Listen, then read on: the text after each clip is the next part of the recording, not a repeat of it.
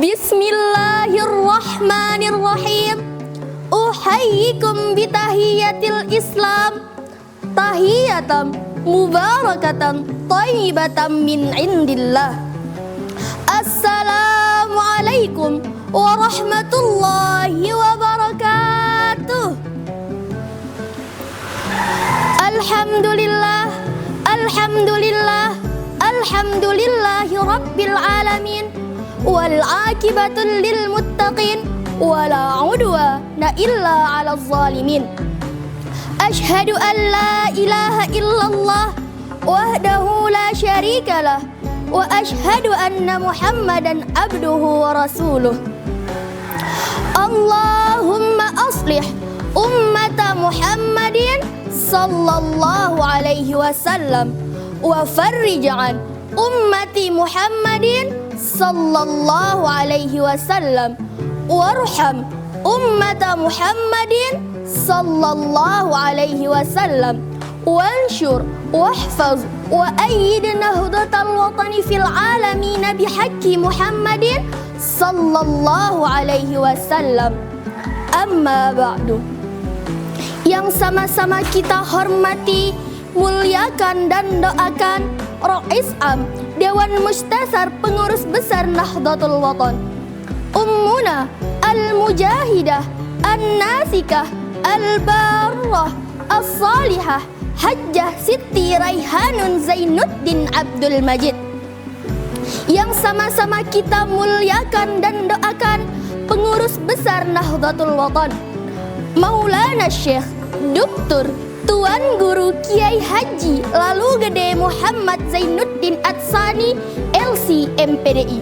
Singkatnya, para pemirsa dimanapun berada, alhamdulillah, kita bersyukur kehadirat Allah Subhanahu wa Ta'ala atas hadirnya bulan Ramadan yang mulia ini di tengah-tengah kita. Bulan yang penuh dengan kemuliaan dan janji-janji pengampunan. Semoga kita benar-benar mengisinya dengan amal-amal kebaikan yang istiqomah.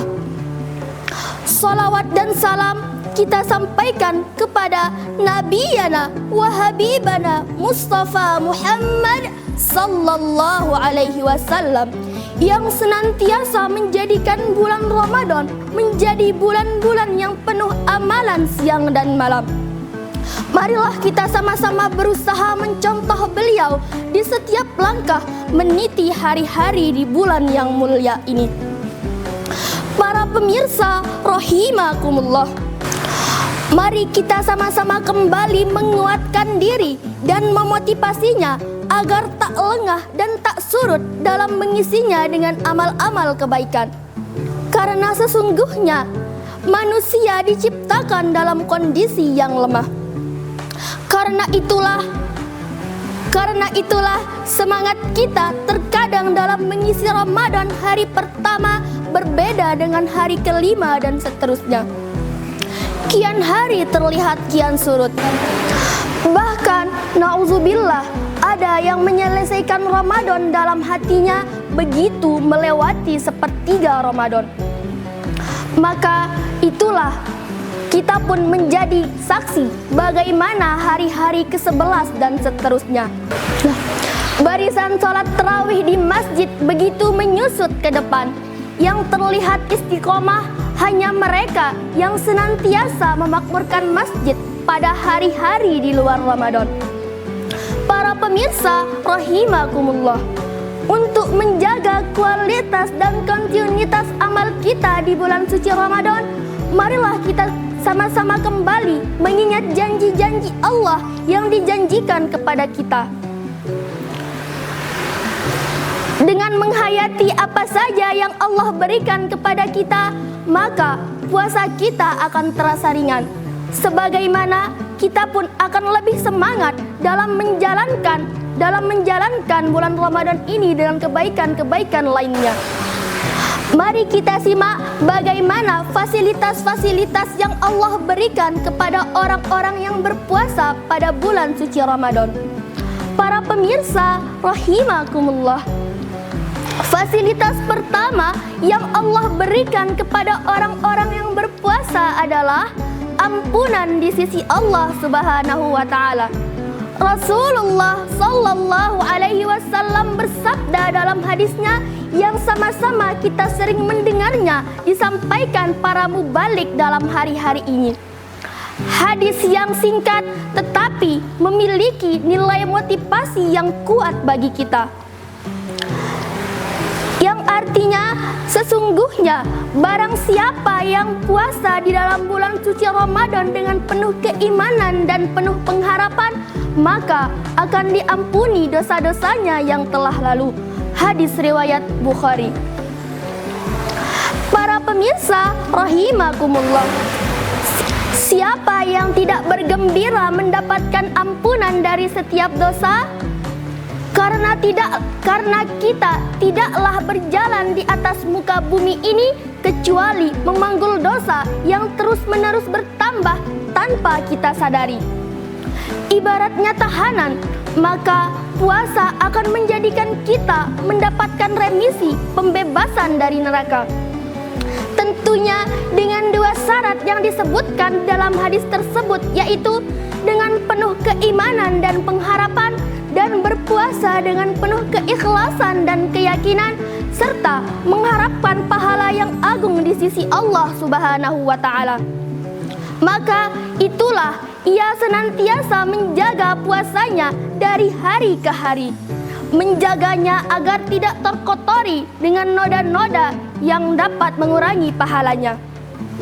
Para pemirsa rahimakumullah, fasilitas kedua yang Allah berikan kepada orang-orang yang berpuasa adalah bau mulut kita yang menjadi begitu semerbak mewangi di akhirat nanti. Rasulullah sallallahu alaihi wasallam bersabda, "Walakhulu fihi atyabu indallahi min rihil misk." Sesungguhnya bau mulut orang yang berpuasa lebih wangi di sisi Allah Subhanahu wa taala daripada wanginya minyak kasturi.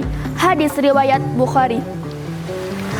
Para pemirsa rahimakumullah, hal ketiga yang didapatkan oleh orang-orang yang berpuasa adalah mendapatkan syafaat atau pembelaan dari puasanya. Rasulullah sallallahu alaihi wasallam bersabda yang artinya puasa dan Al-Quran akan memberikan syafaat kepada seorang hamba pada hari kiamat. Puasa berkata, "Wahai Rabbku, aku telah menghalanginya dari makan dan syahwatnya di siang hari, maka izinkan aku memberikan syafaat kepadanya." Dan Al-Quran berkata, aku telah menghalanginya dari tidur di malam hari, maka izinkan aku memberikan syafaat kepadanya. Hadis riwayat Ahmad. Para pemirsa rahimakumullah, fasilitas keempat yang Allah berikan kepada orang yang berpuasa adalah pintu surga khusus Ar-Rayyan bagi orang-orang yang berpuasa. Rasulullah sallallahu alaihi wasallam memberitahukan kepada kita kemuliaan lain bagi orang-orang yang berpuasa. Beliau menyampaikannya dengan lisannya yang mulia. Sesungguhnya di surga ada sebuah pintu yang bernama Ar-Rayyan, maka orang-orang yang berpuasa akan masuk melalui pintu tersebut. Tidak ada seorang pun yang masuk melalui pintu tersebut kecuali mereka. Dikatakan kepada mereka, "Di manakah orang-orang yang berpuasa?" Mereka pun berdiri dan tidak ada seorang pun yang masuk melalui pintu tersebut kecuali mereka.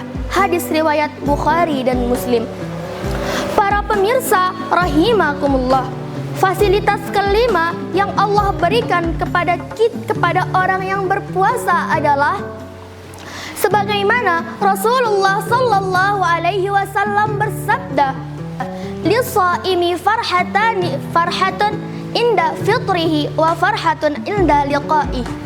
Yang artinya sesungguhnya orang-orang yang berpuasa akan mendapatkan dua kegembiraan, yaitu kegembiraan ketika ia berbuka dan kegembiraan ketika ia berjumpa dengan Rabb-Nya. Hadis riwayat Bukhari. Para pemirsa rahimakumullah, kegembiraan di kampung akhirat berikutnya ialah kesempatan berjumpa dengan Allah Subhanahu wa taala. Inilah puncak kebahagiaan dan janji-janji Allah yang dijanjikan kepada orang yang berpuasa, yaitu kemuliaan tersendiri, kesempatan berjumpa dengan Allah Azza wa Jalla.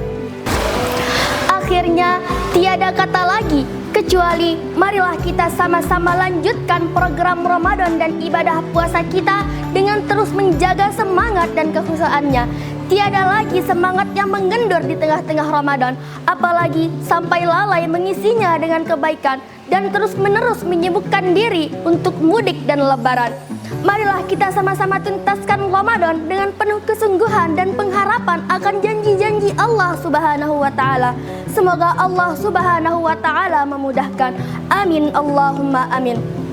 Para pemirsa rahimakumullah, itulah 5 fasilitas-fasilitas yang Allah berikan kepada orang-orang yang berpuasa dengan baik di bulan suci Ramadan ini. Semoga ada manfaatnya bagi kita semua. Wallahum wafiq wal hadi ila sabilir rasyad. Assalamualaikum warahmatullahi wabarakatuh.